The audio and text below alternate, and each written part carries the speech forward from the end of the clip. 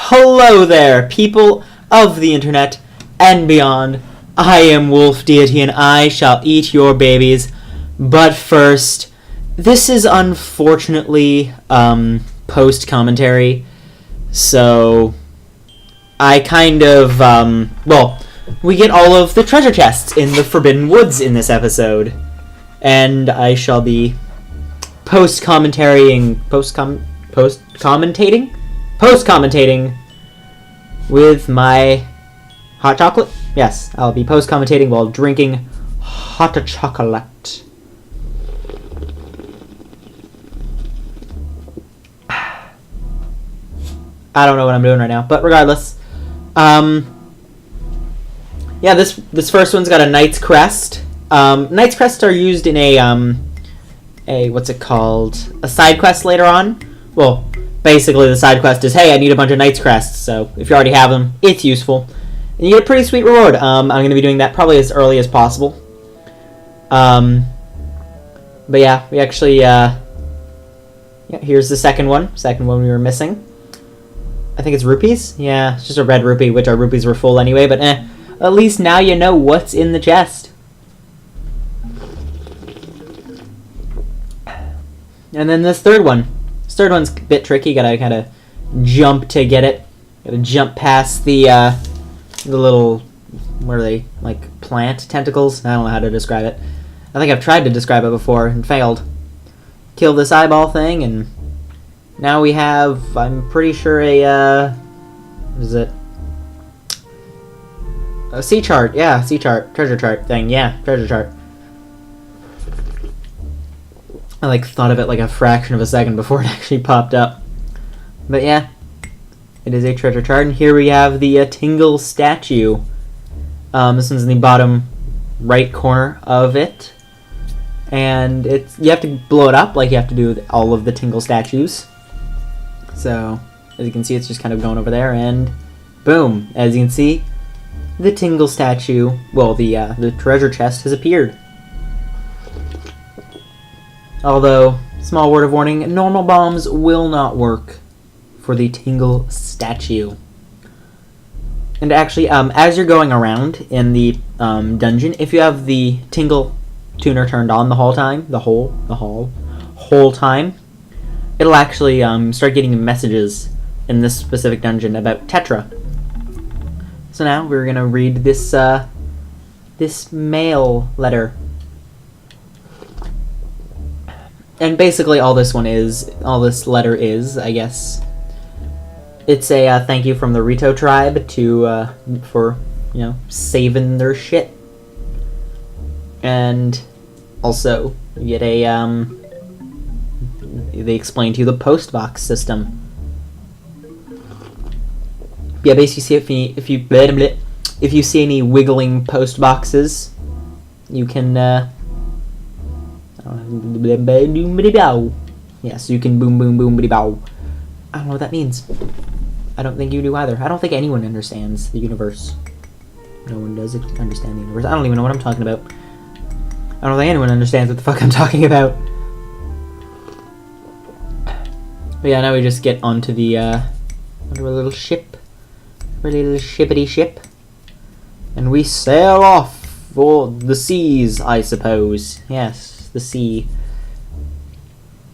And then once we've kind of sailed off, we get to Great Fish Isle.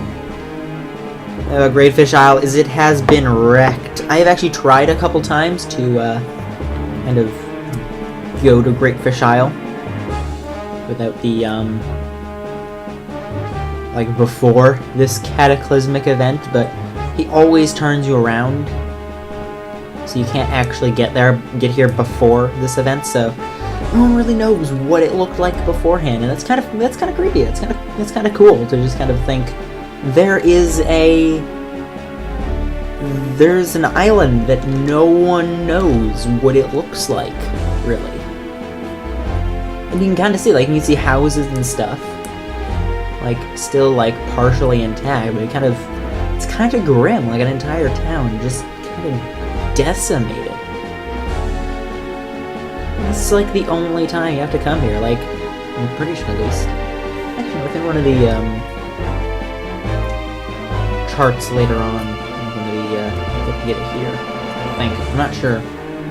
But yeah, this is like, I don't know, this island always seems significant to me. Like, I always kind of wondered what was in here. Like, I don't know, it doesn't really make that much sense, honestly. But regardless, yeah, that's the thing. I'm not sure what is here, and it's interesting. So yeah, so no, the island where we were born, that's where Jaboon is. But unfortunately there's a rock in the way, so we have to go get bombs, we have to go boom some shit up. It just occurred to me, why can't we just get Tingle to do it? But that'd be cheating.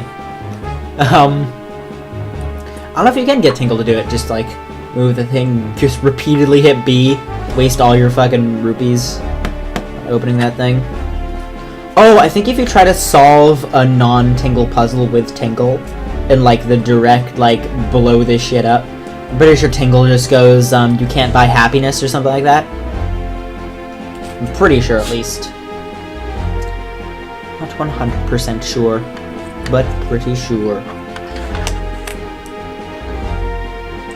But yeah, so once you've got that, he's gonna cancel against staying here longer than you have to, apparently. I'd also like to mention, the reason that this is post-commentary is because when I started editing, I looked at the thing and I noticed that, well, one, my raw footage seemed to be 5 minutes longer than my recording session was, which is odd. And second of all, the sound effects were like... Wait, did I say 5 minutes or 5 seconds longer? It was 5 minutes longer. Yeah. The raw footage seemed to be 5 minutes longer than the recording session was. And then all the sound effects just seemed off. Like, they didn't time up to what was happening on screen in any way. So I'm like, oh man, that means that the freaking, what's it called? The commentary is off because something about the video doesn't work. Something about the video is off tune. So unfortunately I have to, well, I had to do that, and here we are in Windfall Island. Somehow we teleport just to the back of Windfall Island. No transition, just other side of the island. I don't know how that makes sense. Yes, we have to get to Jaboon's sacred gem. Not secret. I'm sure it's a secret. It's a secret to everyone. Except for that guy. It's not a secret to that guy. That guy does not give a fuck if it's a secret or not. He's drunk and unconscious and dead. I don't know who that guy is, but it's that guy. What is wrong with me? I don't know. But yes, first, I actually went to go and do a small side quest. But it unfortunately did not work. I mean, I did see a bit of dialogue. So I'm showing the bit of dialogue, but I'm not showing me repeatedly trying to do the quest. I guess it doesn't work in this kind of instanced version of Windfall. And one of my friends is playing Total War Rome 2. Total War Rome 2. I'm done. But yes. Yep, talking about the Picto Box. I actually had to give him the color Firefly, or the Rainbow Firefly, or whatever it's called. I've heard what it's called. But if you go up here, up his little steps, you actually, here is his painting, his pictograph room. But yes, we took pictures of many, many things. Actually, you can see there in the middle, on the far wall, or I guess the left far wall, you could see, can't see it anymore, Outset Island. So this guy's been on Outset Island, which is kind of weird, because he's at the other side of the map from Outset Island. It's pretty far. Look at this old bearded guy. And actually it does explain a bit if you go and look at the painting, but I didn't at this point because I kept trying to give him the thing. The thing that I can't remember the name of. Chromatic Firefly. I think it's that. I think it's a Chromatic Firefly. But I'm not sure. I'm really not sure. Oh, also, something I wanted to talk about in this episode. Basically, I'm pretty sure you guys have noticed, the two sidebars, kind of the blurry sidebars I actually found a modification that I could install on my Wii and then basically play this game in native widescreen. So, what I'm asking is, what do you think you guys would prefer? Would you prefer native widescreen? The problem with native widescreen is that the game still thinks it's running in 4:3. So all the stuff that would be rendering often doesn't render. Like, obviously the main objects will render, but you'll see like a lot of pop-in when I turn my camera. I've noticed with other videos that use this native widescreen thing. So, like, I don't know, what do you prefer? Do you prefer this 4:3, how the game was meant to be with the little blurry sidebars? I guess the game wasn't meant to have blurry sidebars, but I prefer, it's better than just having black bars there, I guess. Or do you prefer, or would you prefer, actual, like, native 16:9? I don't know. Like, that's the thing. This guy's hair amuses me. Just, like, the two mini afros, I guess. Wait, did you just see it, like, skip there? I just saw that, and I'm not sure if anyone else did. Even in the video, or if I'm just weird and dumb. Regardless, yeah, that bit of fast talking from Gonzo, apparently. Apparently was pretending to give a fuck, so that he can get information out of the postman. What a douchebag! I mean, honestly, what a little dingus. But yeah, there's just, I actually kinda like this scene. This kind of, like, characterization of the pirates. It's interesting. It really does kind of help flesh out their character. Holy crap! I just realized his tattoo! Gonzo's tattoo! I wanna see, I'm wondering what the whole tattoo is, because all we got is a spiral. I wonder what the whole tattoo is now. Because it kind of looks like just one small part of like a larger tattoo. Either that or it's his chest hair. That, I honestly wouldn't even be surprised if it was that. Like, I'd like to act, I'd like it to not be his chest hair. I'd like a kick-ass tattoo on a character, but it kind of probably is.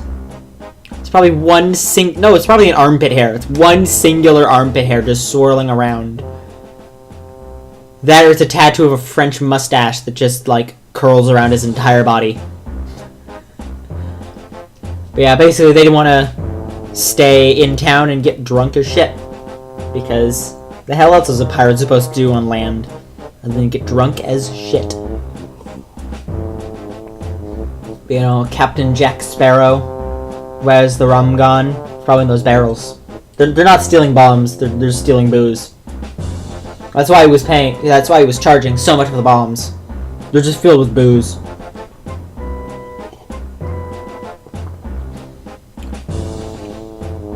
But yes. They're looking for the treasure. And she sounds worried about the island. Aw, Miss Tetra isn't a sociopath. How adorable. Of course she wants the treasure. As she looks up directly at us and we, like, scuttle away. Oh, little scuttling animation, like, no! Alright. So yes, they're leaving town tomorrow. Aye aye, Captain! Now just cue the SpongeBob opening, or something. Oh yes, today's password. Yep. I actually had to go and write this down the first time. Because, well, I always have to write this down because I'm terrible at spelling things. Chumily. I'm pretty sure this is random as to what it actually is. Well, it's not, like, randomly generated. Like, you can't have, like, XZQBFTQ whatever. Like, you can't have just a jumble of fucking letters. But there's like 5 or 6 little things, probably less, probably 3 or 4. But yeah, and then there's always like a little riddle. And once I got that, also I should probably mention all of this music is posted in, like I put in the music, just in case you didn't realize that before. But yeah, oh man, the freaking, what's it called? The footage for this episode was like, what, an hour long almost? Well, the recording session was an hour long. The footage was an hour 5 minutes. Which I don't know why, it just kind of was. Actually, an hour 4 minutes and 51 seconds. I'm looking at the time code right now. I actually spell Chumley wrong. I forget the I, and it won't let me in. I'm looking for the Y right now because I'm dumb. And I hit end. And it's completely wrong apparently. You didn't just miss the I, you got it completely wrong apparently, according to this guy right here. But yeah, the second time I actually do spell it correctly. I remember the I, the I-L-Y, C-H-U-M-M-I-L-Y. You treat a shark chumily. Then you go into the little pirate ship. And this time, Tetra's room is not being guarded, so he can walk in like a completely creepy fucker. And he just under a bed because, you know, we're maximum creepy. But apparently so is she, because she's kind of got a painting of us. Like, if that does not amount to creepy as fuck, I don't really know what does. We can look around and there's just stuff. There's like perfume bottles, I guess. Here seems to be, I don't know, Tetra's mother or something. Some ancestor of Tetra. Something of the sort, I guess. And there's just like flowers and what appears to be a constellation there. A globe, which does, I guess, show that Hyrule, or whatever the world is called, because it's not Hyrule, because Hyrule is the country. Like, there's Labarina and Hulaban? I don't remember who it was. From Oracle of Seasons. And there's a bunch of other, like, lands that he goes to in some games. Termina is like an alternate universe type thing, but there we go. She's got the little sea chart that shows the Triforce in the water, which is kind of neat. We've got some swords, and Link is still just kind of walking around her room. There's a trash can here. I don't know why there's a trash can. It doesn't really make sense. Well, I kind of guess it does, but it looks like a very modern-looking trash can. I don't know. When was the trash can invented? Just for putting miscellaneous crap. Probably pretty early, now that I think about it. It's probably a waste basket at the beginning. But yes, this is our second little training thing with Nico. And I really dislike this one. This actually took me a good, like, 20 minutes in the original recording, but don't worry. I only kept in my first attempt and my successful attempt. I didn't keep in any other, like, crap in there. Yes, there's the lanterns hanging in the room. And this time there's no platforms, there's just the lanterns. And what I'm wondering is, are the lanterns in the same spot as before? One could probably verify that, but I'm too lazy to do such a thing. Yes, we'll have to try it again, little swabby. Oh man. So yes, he kind of turns around as the thing shuts behind him, which is really odd because, well, it's really odd that, like, he would go there after it shuts. Like, that's the thing, you could just go and shut it and leave. which he'd be just trapped there. And then, like, the end of the game, we'd come back and there'd be, like, a pile of Nico bones. Actually, I guess there wouldn't be, because they, the pirates need the bombs, I guess. So they'll, like, go in there to get the bombs, or whatever. Wait, are all these crates filled with bombs? Yeah, because the crates weren't there. That must have been what they picked up. That's a lot of fucking bombs. What if one of these freaking torches were to fall? Who leaves torches this precarious? Just lying around or hanging around. Like, that's just flat out dangerous. That's just flat out dangerous. I don't even know. Yeah, this is, I think it's the next jump that I screw up. Would not be surprised. Yeah, I'm not very good at this kind of, this section of the game. Here's when I screw up, and then here's my successful attempt. There's nothing really to say about the successful attempt. It's a successful attempt. It's not a failed attempt. Did you want it to be a failed attempt or something? Why? Why would you want to do that? That's just mean. That's just mean.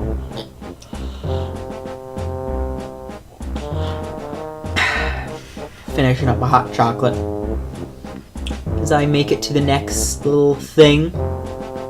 There we go. That we almost didn't make it. Link like swiveled to the side before just clipping onto it. That'd been terrible if he just like missed it completely. I would've been pissed. Boom. Why am I saying that? I've already done this a bunch of times. So yeah, we actually made cross. I actually couldn't even see that in the footage. That's weird. That rope just looked invisible. Again, any of these could just drop and blow up the entire ship. And wait, if that ship's like just basically just filled to the brim with, I just realized they don't have cannons. They don't have cannons. They have the catapult, but they don't have cannons. Why did this just occur to me?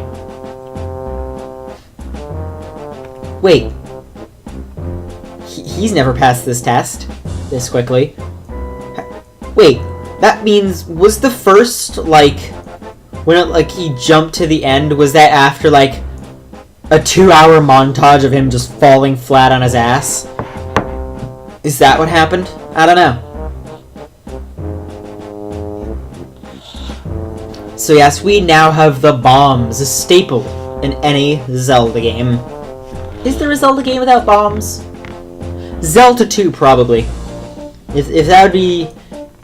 I'm pretty sure there's no bombs in Zelda 2. And I'm pretty sure there's bombs in every other Zelda game. In fact, wait. Do the bombs show up more often than the bow and arrow? I would think so. Because, like, the bow and arrow, as much as I really don't want to bring up this example of all examples, the CDI games don't have the bow and arrow, but they have the bombs, I'm pretty sure. Don't ask me how I know this.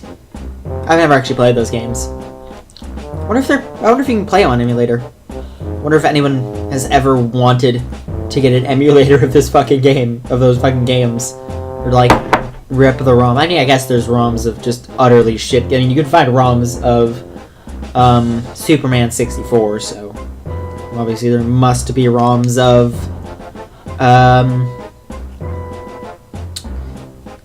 the Zelda CDI games out there, since apparently quality of game isn't a factor when people are going, oh, I should make ROMs.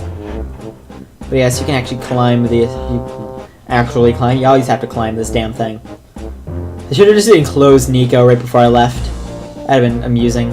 So I try to fucking run up the steps and just fail horrifically every time. So yes, now what we gotta do is, for some reason, our ship made it all the way to the other side of the thing. But that's all for this episode, guys. Don't forget to rate, subscribe, comment,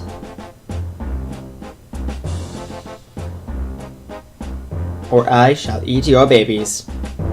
Adios.